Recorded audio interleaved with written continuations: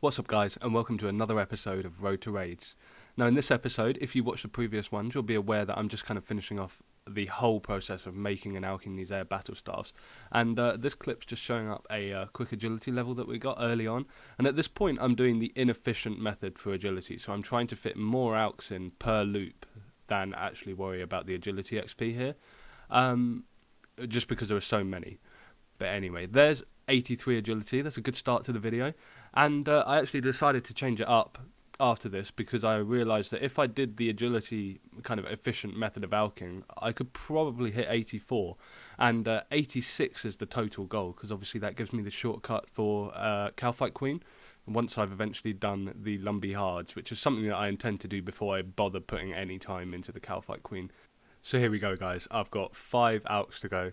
And you can see the cash stack there sitting at 57 mil. That's about where it plateaus. But I've also got 150 marks of grace, which is fantastic. Going to be obviously crazy useful. I still had some amulets left over, but you're always going to need more for the next agility, or for the next herblore grind, I should say. But yeah, so we've got the last couple of outs coming in. And this is when I'm doing the efficient kind of agility alching. So I'm clicking on the next obstacle and then running and then alching and then clicking on the obstacle again. It is much better agility XP per hour. So yeah, unfortunately, as you can probably see, these battle staffs didn't quite get me to 84 agility. So you know me, I cannot leave a level this close. So I did obviously just have to go to the bank, grab some more alchs, and pop right back for the level. There we go. So it's 11k XP left. It's really not much at all. And yeah, so the cash stack, the marks of grace, and a couple of random event. Well, the coconut is from an impling, which ruined my lap setting at the top, which was already at like 430 something, so it would have been like 500 plus laps. But yeah, anyway. So I've fetched some alchs, and we're going to do that last lap. I had some yew longbows. I've always got a few yew longbows left over just for, you know, you might need 100 of something to alch for a little while. And they've been lasting for that purpose for quite a long time, but I don't use them to just come in agility out because there's not enough of them to get a level, if you see what I mean. Really weird, but they're just kind of a secondary thing.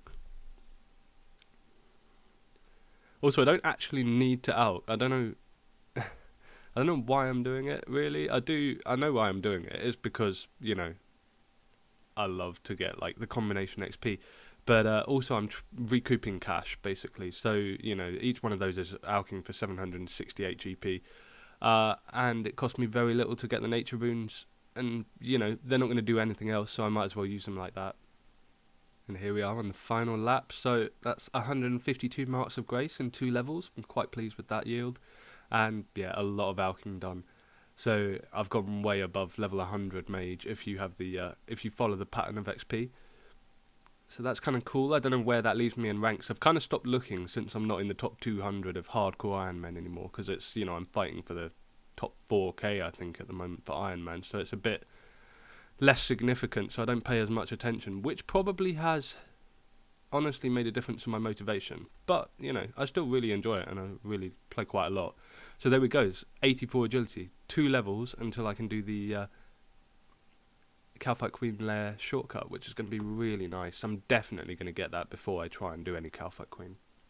This was the first time doing Tears of Guthix since the update, and look at that, 179 tears. That's so much better than it used to be, and that was nearly 12k XP. And look at that, 222 XP off 69 rune crafting. How could I not do one more trip to level that up? So off we go. We're going to craft some nats just for one trip and get 69 rune crafting, because, you know, I've got to have those total levels, and I've got to get my rune crafting up. So I might as well do it whilst it's nice and easy. So cutting ahead, here we are.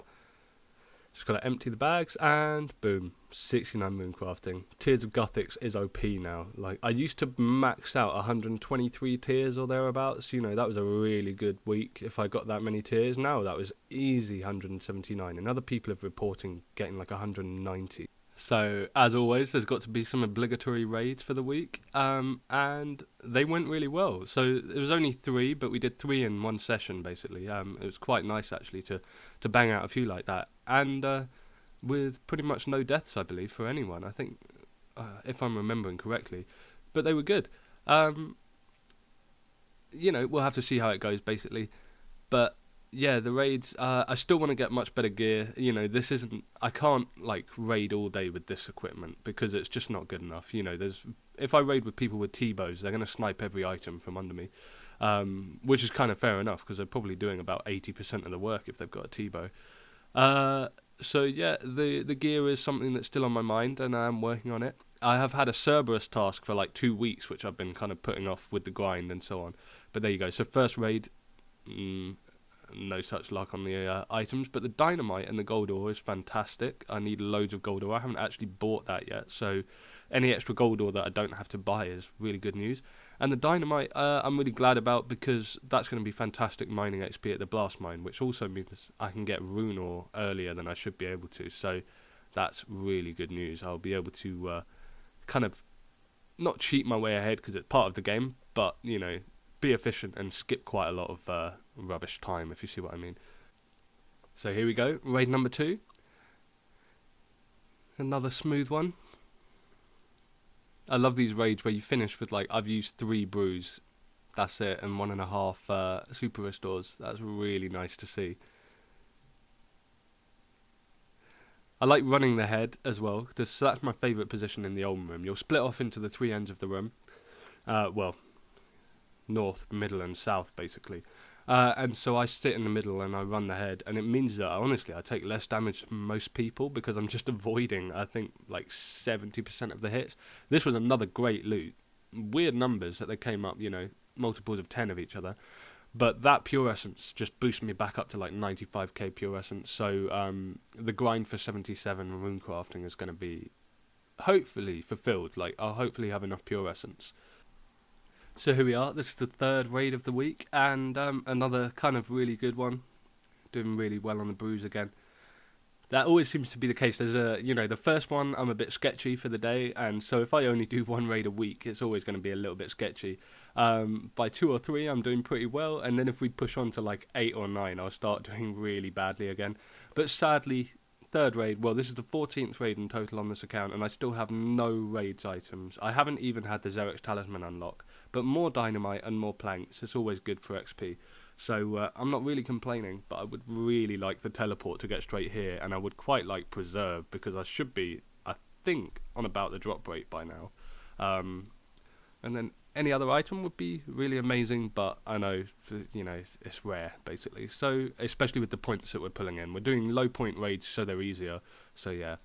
Now, this is the Cerberus task I've been putting off for weeks. And, you know, more Wines of Zamorak, I love it. So this guy is... he's a pain, basically. I really hate using the resources. And I opt to use food more than prayer potions. And I know that's probably silly because my trips are really short. But it's also more efficient on my food and my prayer potions at the same time, because it means I spend more time fully healing at the house.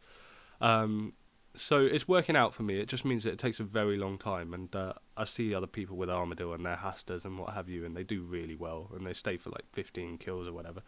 But look at that. That is my 2nd of the 3 crystals. Primordial crystals. I couldn't have asked for anything better. It's just Eternals left. Sad to say I didn't get the Eternals this task, but hey ho, we can't all be that lucky.